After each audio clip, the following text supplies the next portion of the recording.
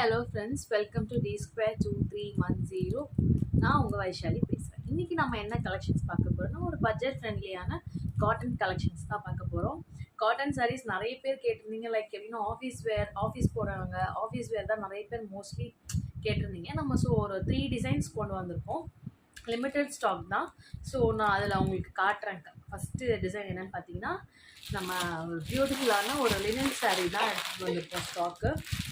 Linen sari பார்த்தீங்கன்னா ரொம்ப budget friendly, ரொம்ப சூப்பராக அண்ட் சாஃப்ட் அண்ட் ஸ்வீட்டாக இருக்கும்.